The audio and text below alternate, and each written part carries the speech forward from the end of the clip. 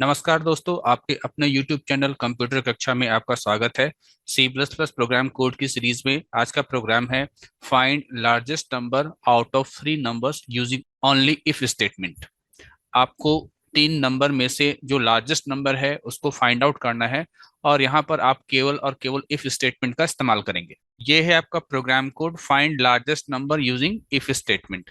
सबसे पहले हम लोगों ने यहाँ पर लिखा hash include iostream dot h, फिर हमने लिखा hash include conio dot h, फिर हमने मेन फंक्शन लिखा int main where int is the return type of main function, और इसके सपोर्ट में ही मैंने यहाँ पर लिखा है रिटर्न जीरो। नाउ हम लोग यहाँ पर तीन वेरिएबल बना रहे हैं। ठीक है, तीन वेरिएबल बना रहे हैं फ्लोट टाइप का। वेरिएबल का नाम है n1 n2 और n3। देखिए, क्वेश्चंस जब भी आपको दिया जाता है तो आपको ये तय करना थोड़ा मुश्किल हो जाता है कि उसमें वेरिएबल कितने बनेंगे। तो जैसे कि यहाँ पर आपके क्वेश्चन में कहा गया है कि तीन नंबर में से लार्जेस्ट नंबर आपको फाइंड आउट करना है। दैट मीन्स आपको तीन नंबर इनपुट करना है। तो जितने नंबर इनपुट करने हैं उतना वेरिएबल आपको बनाना पड़ेगा। ये आप समझ सकते हैं, एक आइडिया समझ सकते हैं, है ना, कि वेरिएबल कितना बनाना है उसमें, कि कितना वैल्यू इनपुट करने के लिए कहा जा रहा है। अगर तीन वैल्यू इनपुट करने के लिए कहा जा रहा है तो आपको तीन वेरिएबल बनाना है। चार वैल्यू इनपुट करने के लिए अगर कहा जाता तो चार वेरिएबल बनाते। इसके अलावा आउटपुट में भी क्या कोई वैल्यू प्रिंट हो रहा है तो उसके लिए भी वेरिएबल बनाते हैं।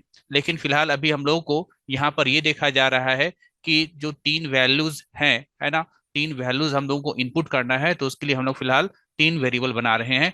और डेटा टाइप हमने यहाँ पर फ्लोट लिया है, चाहे तो आप इंट भी ले सकते हैं, क्योंकि यहाँ पर नंबर कहा गया है, ये नहीं कहा गया है इंटीजर नंबर या फ्रैक्शनल नंबर। तो आप डेटा टाइप फ्लोट भी ले सकते हैं और इंट भी ले सकते हैं। Float n1 comma n2 comma n3 हमने तीन वेरिएबल यहाँ पर डिक्लेयर किया। उसके बाद हमारा यहाँ पर क्लियर स्क्रीन फंक्शन है। फिर हमने यहाँ पर एक स्टेटमेंट प्रिंट करवाया, इंटर थ्री नंबर्स, कि तीन नंबर आप जो है इनपुट कीजिए। आप कीबोर्ड से तीन नंबर इनपुट करेंगे। पहला वैल्यू जो आप इनपुट करेंगे वो n1 नाम के वेरिएबल में स्टोर होगा। दूसरा वैल्यू जो आप इनपुट करेंगे वो n2 नाम के वेरिएबल में स्टोर होगा। और जो तीसरा वैल्यू आप इनपुट करेंगे वो n3 नाम के वेरिएबल में स्टोर होगा। इसके बाद आपको चेक करना है कि तीन नंबर में से सबसे बड़ा नंबर कौन है। यहाँ पर हम लोग कंडीशन लिखने के लिए, है ना, यहाँ पर हम लोग कंडीशन लिखने के लिए लॉजिकल ऑपरेटर और रिलेशनल ऑपरेटर दोनों का यहाँ पर इस्तेमाल कर रहे हैं। देखिए, बड़ा आसान सा है।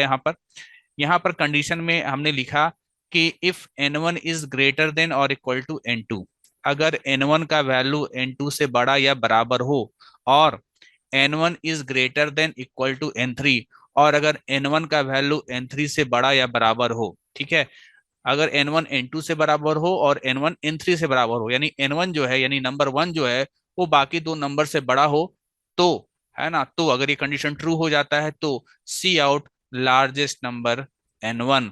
तो आप प्रिंट कराइए कि जो लार्जेस्ट नंबर है वो क्या है, वो n1 है। मान लीजिए ये कंडीशन ट्रू नहीं होता है तो फिर आप दूसरे कंडीशन की तरफ जाइएगा। यहाँ पर आपसे फिर कहा गया है if n2 is greater than equal to n1 and n2 is greater than equal to n3। And का मतलब होता है दोनों कंडीशन आपका ट्रू होना चाहिए। ठीक है, यानी n2 जो है वो जो नंबर होगा वो n1 से बड़ा हो, और n2 जो नंबर है वो n3 से बड़ा हो। दैट मीन्स n2 जो हो वो n1 से भी बड़ा हो और n2 जो है वो n3 से बड़ा हो। तो हम लोग यहाँ पर स्टेटमेंट प्रिंट करवाएंगे लार्जेस्ट नंबर n2।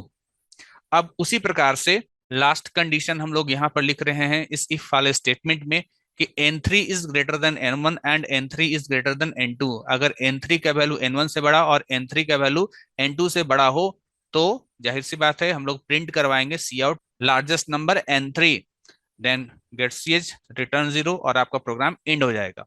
तो हम लोग यहाँ पर इस प्रोग्राम को रन कराते हैं। हम लोग तीन अलग अलग वैल्यू देंगे, n1 के लिए, n2 के लिए, n3 के लिए, और देखेंगे कि ये आपका प्रॉब्लम का सॉल्यूशन कर पाता है या नहीं। सबसे पहले मैंने यहाँ पर 100 इनपुट किया, फिर 200 इनपुट किया, फिर हमने यहाँ पर 150 इनपुट किया। तो यहाँ पर जो n2 है वो बड़ा नंबर है ना, तो लार्जेस्ट नंबर इज 200। ठीक है, कैसे काम किया होगा, यहाँ पर 100 दिए, यहाँ पर 200 दिए, यहाँ पर 150 दिए।